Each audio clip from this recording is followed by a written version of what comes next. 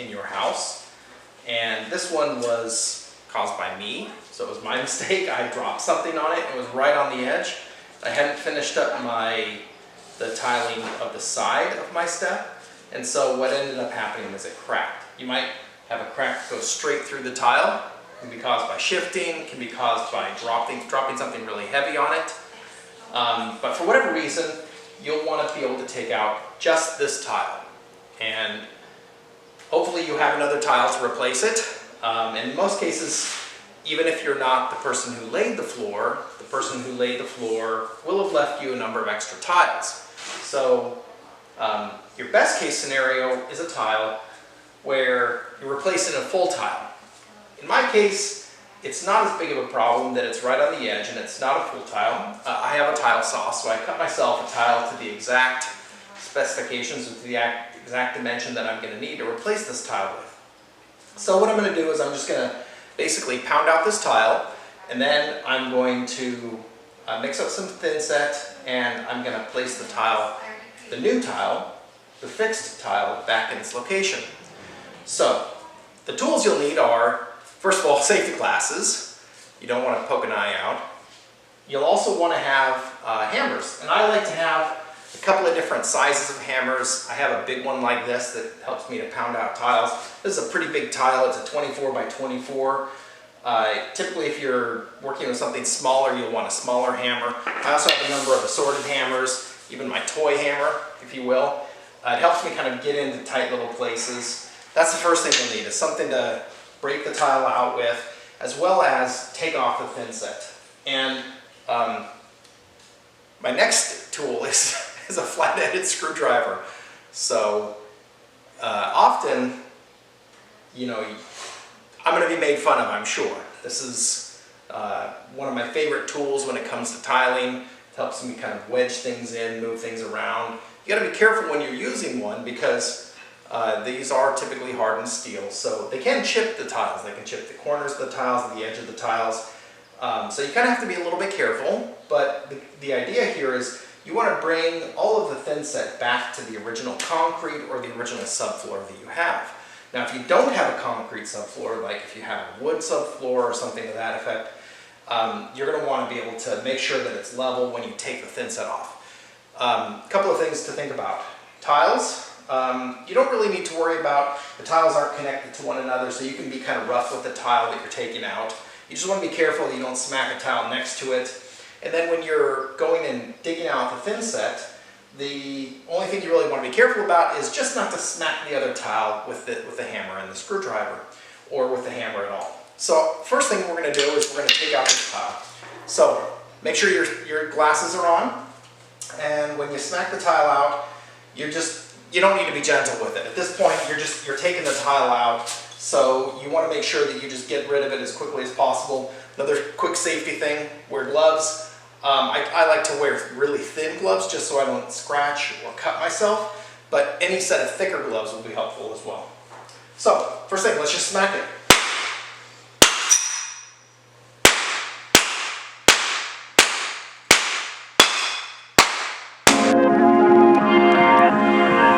You can always give it another whack with a smaller hammer. Just make sure you get all the pieces out of there.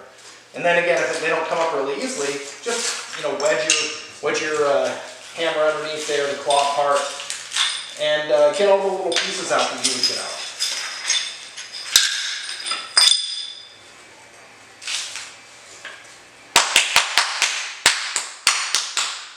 All right, looks like most of it's coming out.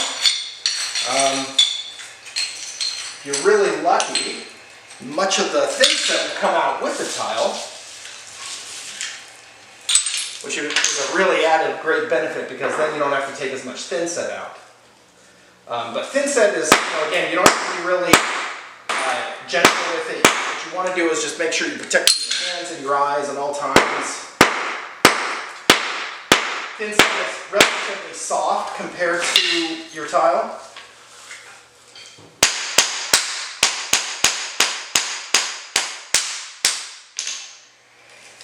You can hear it kind of has a distinctive sound when you get it up.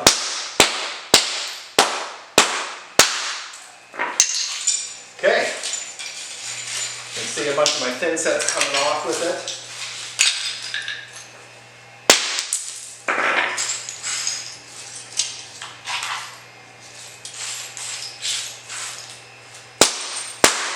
Alright, so now that I've got most of the tile up, let me go grab something to clean this up with.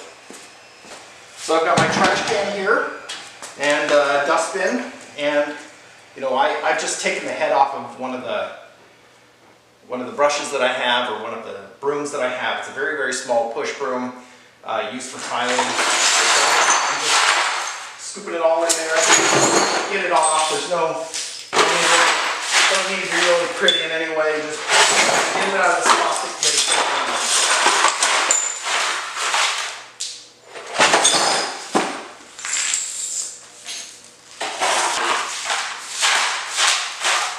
You really don't need to worry about cleaning it up too much at this point, because again, you've got a whole lot of thin set still that you're going to have to get out. It's still going to get pounded. Again, luckily, some people might get really, really lucky, and big chunks, if you hit the tile just right, big chunks of the thin set might come off with it as well. The goal here really is to just get all the tile out of the way. If you can, you'd be lucky and be able to hit the thin set such a way that it's going to come right off with it. If you reach a point where the thin set's not really coming off anymore, and you really just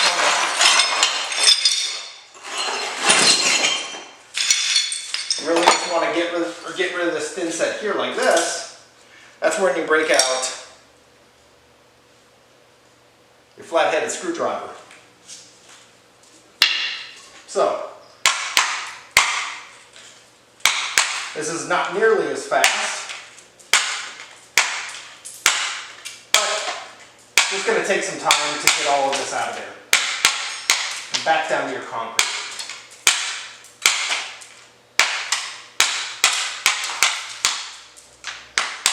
Again, I'm being really careful when I get around to the edges here that I don't hit directly at the tile next to it. I want to make sure that that doesn't crack.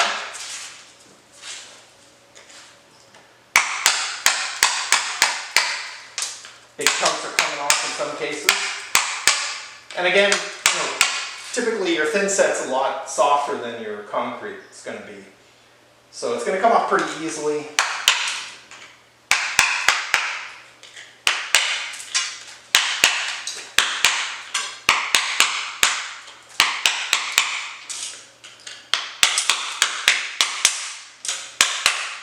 I've got my edging to contend with here. You can see that it's not, or it's become detached now. It's no longer embedded in the thin set. I just want to make sure I don't bend that when I'm pounding it out.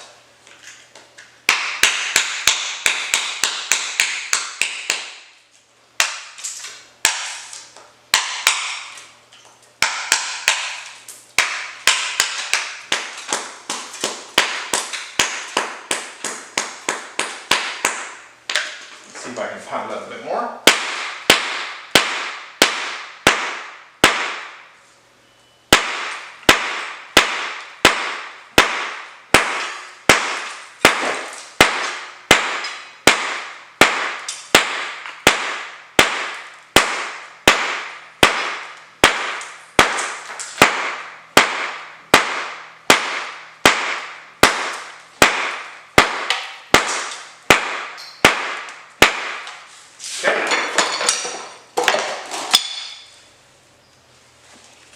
Let me clean that up a bit.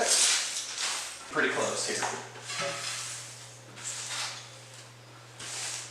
So you can see it goes pretty quickly. Again, I'm going to spend most of my time right on the edges, close to other tiles, making sure I don't break another tile, because then that's a whole second mess that I got to then sort out.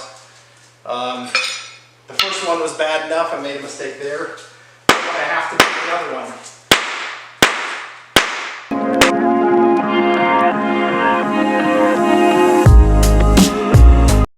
So at this point, I'm pretty close. I've gotten most of the thin set out.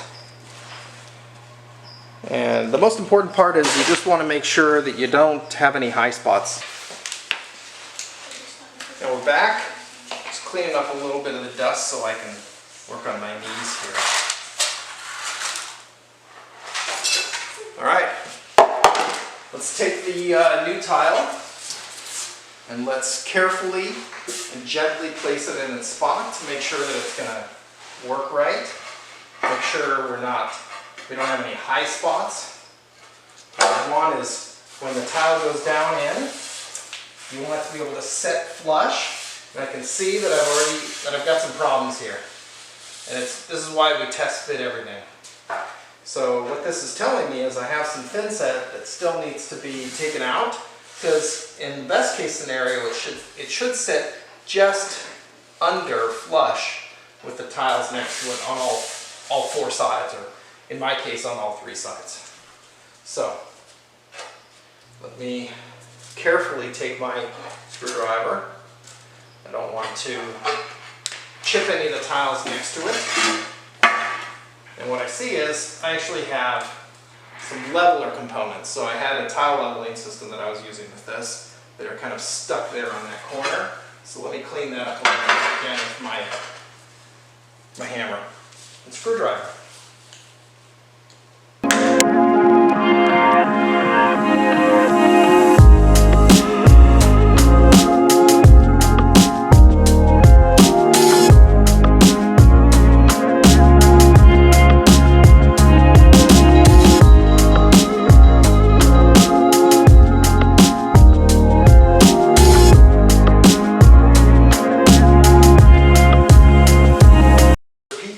As many times as it takes to make sure that the tile sits just below the total edge. Okay. Getting closer. Still not perfect though.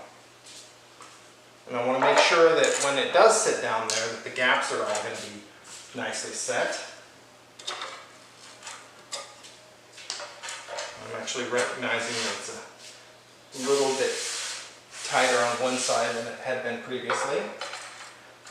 Just setting in its place, test fitting it, dry fitting it, making sure it's going to go back in right.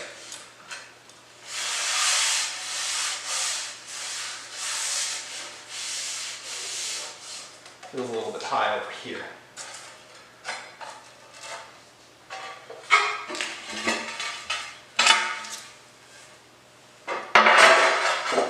And I have the same thing on this side. A little bit of my tile clip.